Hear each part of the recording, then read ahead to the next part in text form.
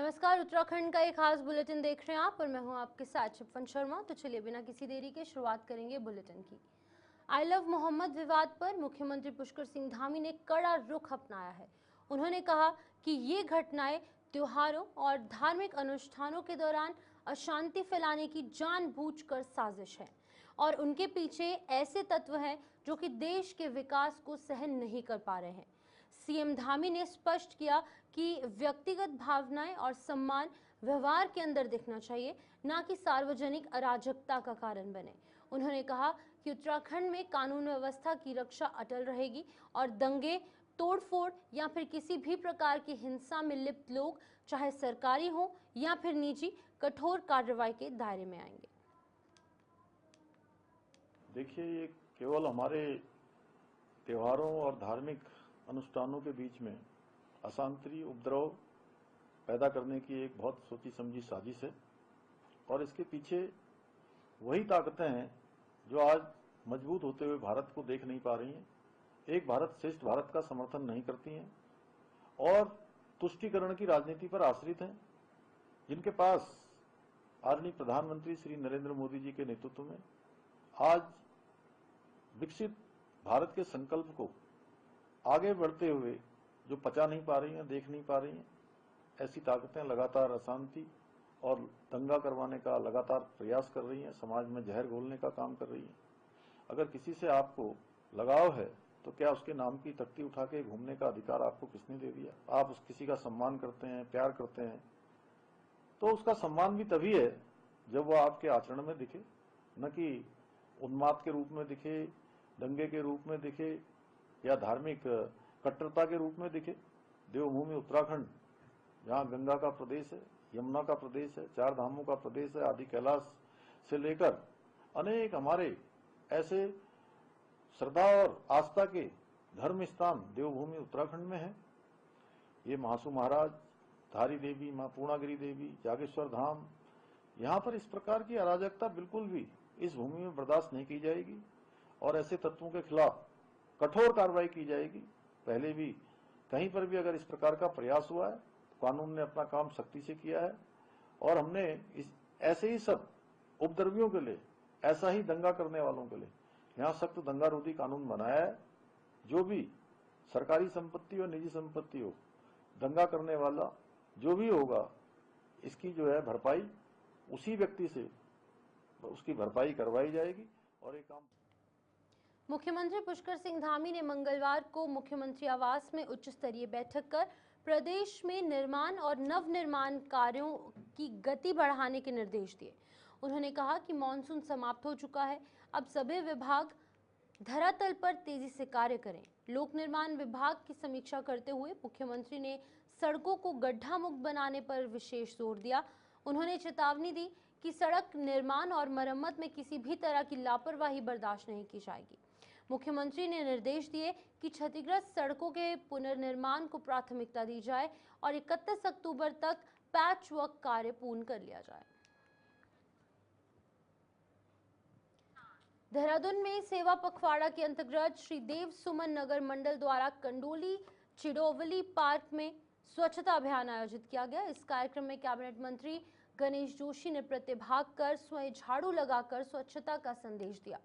उन्होंने कहा कि प्रधानमंत्री नरेंद्र मोदी के नेतृत्व में बीते 11 वर्षों में स्वच्छ भारत अभियान, उज्ज्वला योजना और आयुष्मान भारत जैसी योजनाओं ने जन जन तक सकारात्मक प्रभाव डाला है। सेवा पखवाड़ा जनता तक जन कल्याणकारी नीतियां पहुंचाने का माध्यम है। मंत्री गणेश जोशी ने नागरिकों से स्वच्छता को दिनचर्या का हिस्सा बनाने और इसे आने वाली पीढ़ियों तक ले जाने का आह्वान किया।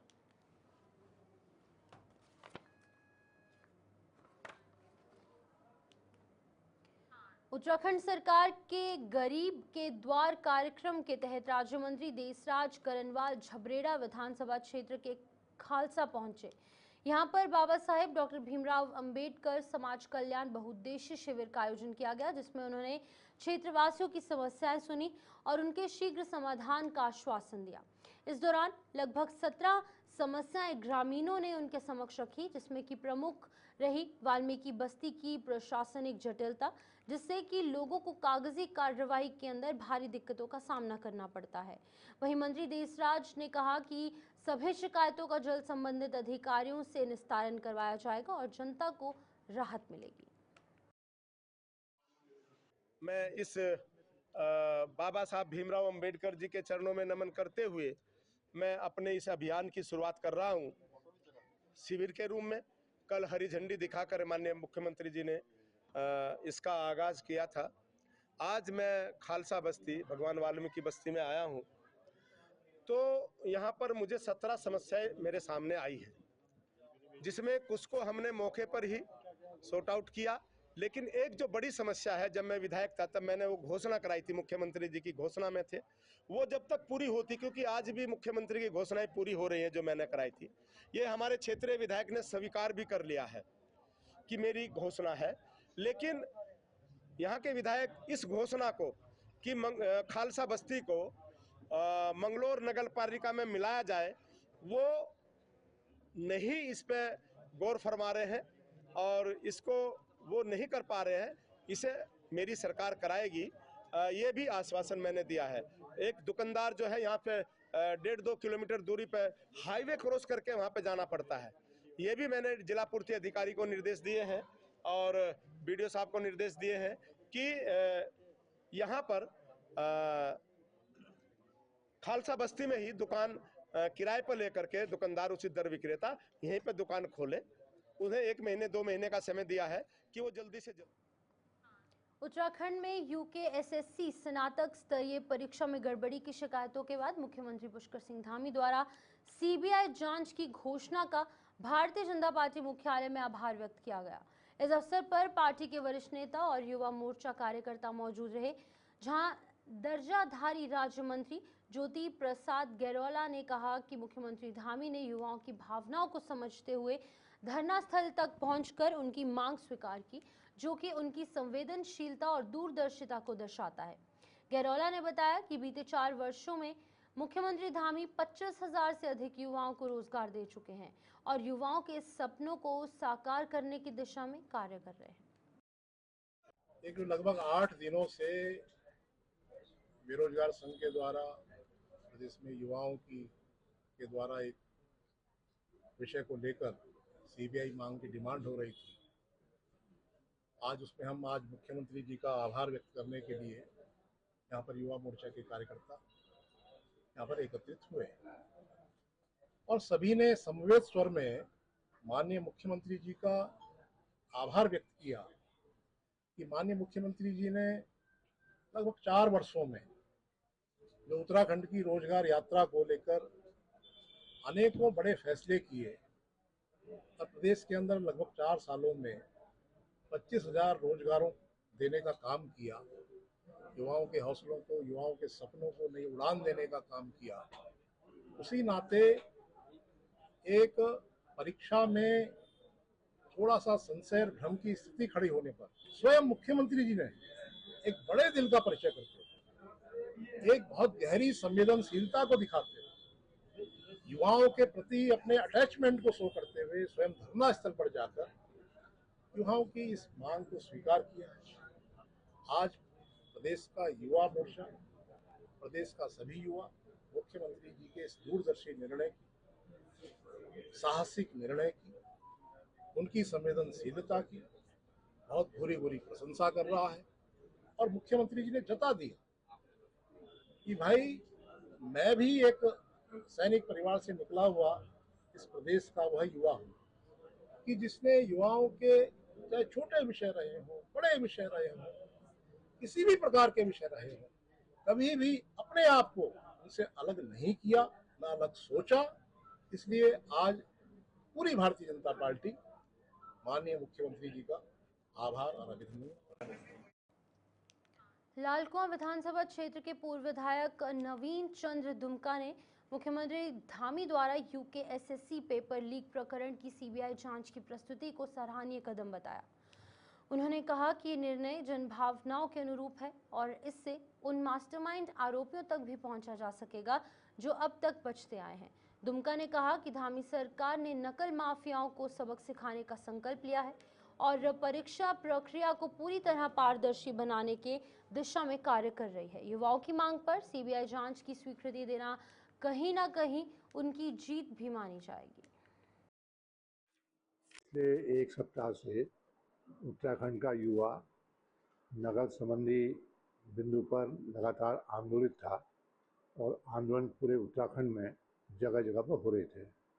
आज माननीय मुख्यमंत्री श्री पुष्कर सिंह धामी जी ने बड़ा दिल दिखाते हुए बड़े मन से अप्रत्याशित रूप से धरना स्थल पर जा कर के उनकी मांग के विषय में जानकारी ली और जो छात्र आंदोलन के नेता लोग थे उन्होंने 4 सूत्री मांग पत्र अपना पढ़ा और मैं समझता हूँ कि माननीय पुष्कर सिंह धामी जी ने चारों पर अपनी सहमति व्यक्त कर दी कि मुकदमे वापस होंगे, जो जांच है सीबीआई की वो करा दी जाएगी और परीक्षा रद्द करने वाले में चूँकि एक हाईकोर्ट के माननीय पूर्व न्यायाधीश की आयोग बैठ चुका है, उसकी रिपोर्ट के आधार पर भी उस पर निर्णय हो सकता है।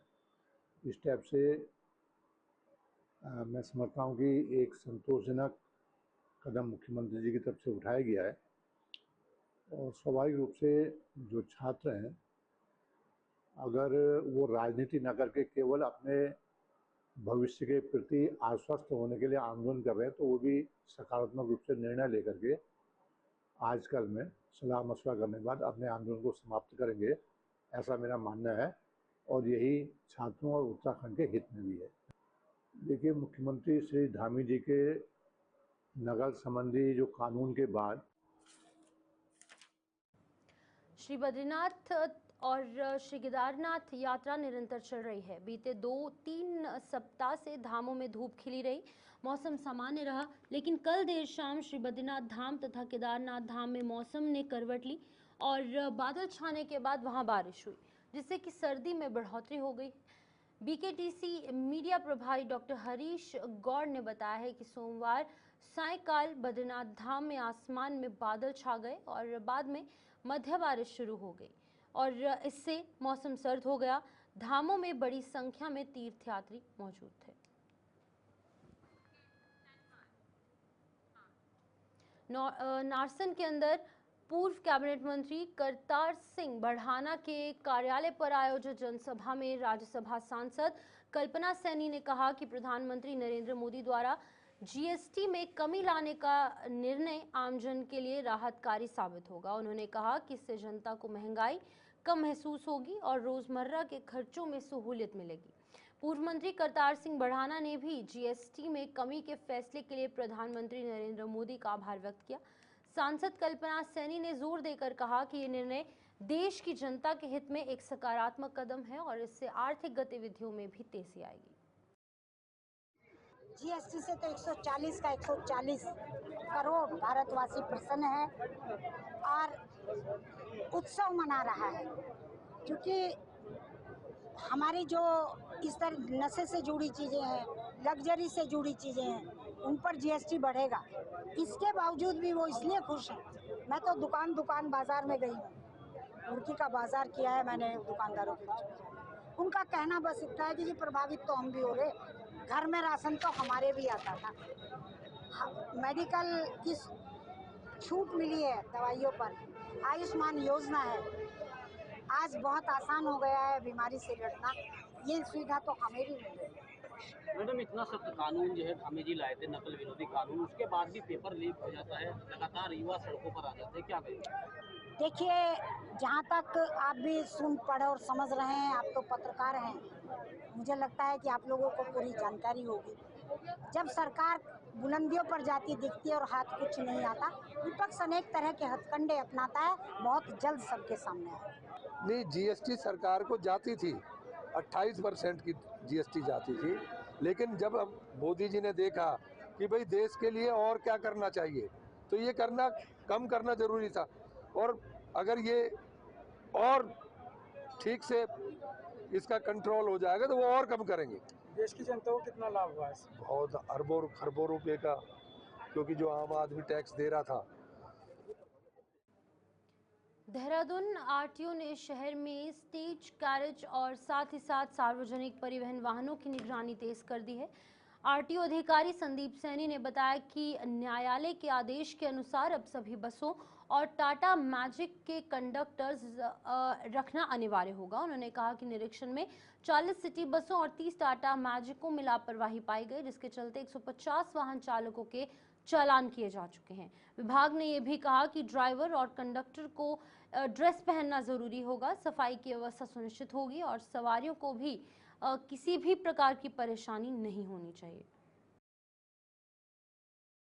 इसमें माननीय उच्च न्यायालय द्वारा निर्देश दिए गए हैं कि पूरे प्रदेश में जितनी भी स्टेज कैरेज की गाड़ियां हैं, मतलब मंजिली गाड़ियां जो हमारे रूट्स पे चलती हैं, सवारी को बीच बीच में उतारती हैं, चढ़ाती हैं, उनमें कंडक्टर होना अनिवार्य है।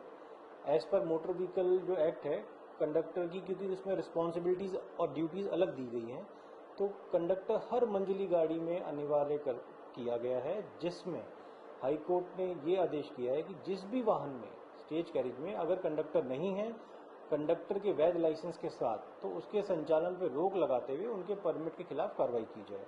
तो इसी क्रम में हमने एक अभियान चलाया जिसमें देहरादून शहर के अंदर कुछ गाड़ियों को चेक किया गया।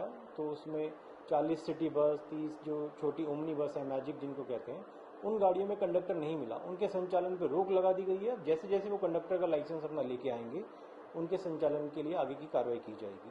साथ ही अब बहुत सारे जो लोग हैं यूनियंस के, वो रिक्वेस्ट कर रहे हैं कि जो कंडक्टर की जो अहर्ता रखी गई है उसमें 10वीं पास है, 10वीं पास जो है लोग उनको मिलना मुश्किल हो रहे हैं। तो उन्होंने कहा है कि अगर इसमें रिलैक्सेशन मिल जाता है, अगर 8वीं पास भी हो जाता है, तो हम कंडक्टर के लाइसेंस और ज़्यादा बनाने में सक्षम हो सकेंगे।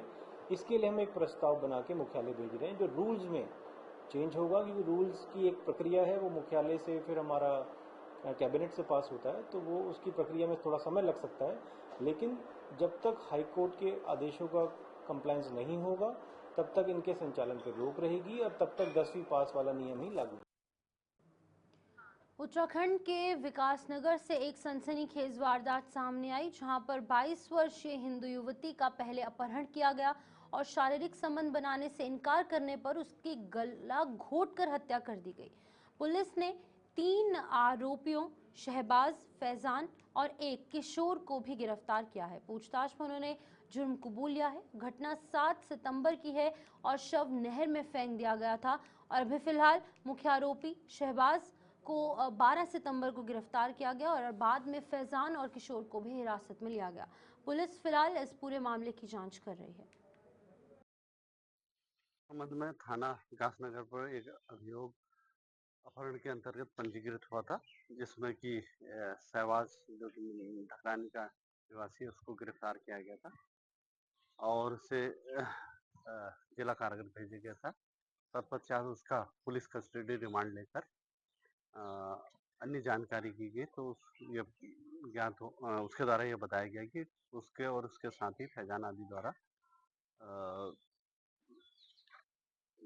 मिलकर युवती की गला घोंटकर हत्या कर दी गई है और उसके एक अन्य साथी द्वारा उसे नदी में डाल दिया गया है।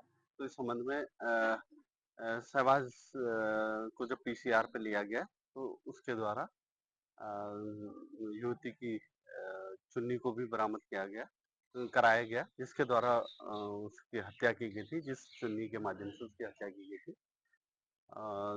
इस संबंध में 2 अभियुक्तों को गिरफ्तार कर जुडिशियल कस्टडी में भेज दिया गया तथा एक अन्य अभियुक्त जो कि नाबालिग था, उसे बाल संप्रेषण गृह में भेज दिया गया। विकासनगर हर्बर्टपुर के श्रीराम ऑटोमोबाइल्स में बड़ा हादसा टलते टलते रह गया, जहां पर एक वर्कर बिना किसी सुरक्षा उपकरण के विज्ञापन बोर्ड ठीक करने खंबे पर चढ़ा और अचानक करंट की चपेट में आ गया। तेज झटके के साथ युवक नीचे गिर पड़ा, जिससे मौके पर अफरा तफरी मच गई। साथ ही कर्मचारियों ने उसे तुरंत लेमन हॉस्पिटल पहुंचाया, जहां उसकी हालत गंभीर बताई जा रही है। करंट से उसके शरीर पर कई जगह जलन हो गई है और सवाल यह है कि आखिरकार सुरक्षा इंतजामों के बिना किस तरीके से वर्कर को खंबे पर चढ़ने के लिए किसने मजबूर किया और क्या जिम्मेदारी तय होगी। विकासनगर मुख्य बाजार में ट्रैफिक व्यवस्था बिगड़ती जा रही है। फुटपाथ पर दुकानदारों के सामान और सड़क किनारे वाहनों और ई रिक्शाओं की अवैध पार्किंग के कारण राहगीरों, स्कूली बच्चों और दोपहिया वाहन चालकों को भारी दिक्कतें पेश आ रही हैं। दिल्ली यमुनोत्री राष्ट्रीय राजमार्ग 507 पर जाम अब आम हो गया है और गीता भवन चौक और डाक पत्थर रोड तिराहा दिन भर जाम से जूझते रहे। 1.5 किलोमीटर लंबे बाजार को पार करने में दोपहिया वाहन चालकों को 1 घंटे तक लग जाता है और स्थानीय लोग पुलिस प्रशासन और नगर पालिका से अवैध कब्जा और पार्किंग हटाने की मांग कर रहे हैं। पथरी थाना क्षेत्र के कटारपुर गांव में बीती 25 सितंबर की शाम हुई फायरिंग के मामले में पुलिस को बड़ी सफलता मिली है। पुलिस ने मुख्य आरोपी अनुज को गिरफ्तार कर लिया है, जो कि कटारपुर गांव का ही निवासी है। आरोपी के कब्जे से एक देसी तमंचा और एक जिंदा कारतूस बरामद हुआ। हालांकि इस घटना में शामिल 4 अन्य आरोपी अभी भी फरार है। लक्सर सीओ नताशा सिंह ने बताया कि पुलिस लगातार दबिश दे रही है और जल्द ही फरार आरोपियों को गिरफ्तार कर सलाखों के पीछे पहुंचाया जाएगा। घटना के बाद से गांव में दहशत का माहौल बना हुआ है। फिलहाल सीओ लक्सर नताशा सिंह ने क्या कहा है वो आप सुनिए। 25 तारीख की शाम को कटारपुर क्षेत्र में एक घटना हुई थी जिसमें अर्जुन नामक कटारपुर निवासी घायल हुए थे गंभीर रूप से। गोली लगने का मामला था। इसमें पथरी पुलिस ने भट्टा है अनुज, उसको आज गिरफ्तार किया। 4 लोग शेष हैं और पुलिस टीम निरंतर प्रयास कर रही है कि जल्द से जल्द उनकी भी गिरफ्तारी। देहरादून के जीआरडी कॉलेज में अभिनंदन 2025 का भव्य आयोजन संपन्न हुआ। कार्यक्रम में बॉलीवुड सिंगर इशिका शेरगिल और डीजे हैरी ने लाइव प्रस्तुति दी, जहां पर छात्र छात्राओं ने गढ़वाली, कुमाऊनी और जौनसारी सहित विभिन्न पारंपरिक सांस्कृतिक कार्यक्रम पेश किए। कॉलेज ने स्टार्टअप्स और एंटरप्रेन्योरशिप को बढ़ावा देते हेतु इंक्यूबेशन सेंटर भी यहाँ पर स्थापित किया है। आपदा प्रभावित छात्रों के लिए विशेष रियायत और निःशुल्क दाखिला की सुविधा भी यहाँ पर दी गई। इस वर्ष बड़ी संख्या में छात्र आर्टिफिशियल इंटेलिजेंस, नर्सिंग, पैरामेडिकल और इंजीनियरिंग पाठ्यक्रमों में शामिल हुए, जहां जीआरडी कॉलेज का उद्देश्य युवाओं को रोजगार परक शिक्षा और वैश्विक स्तर पर प्रतिस्पर्धा अवसर प्रदान करना है।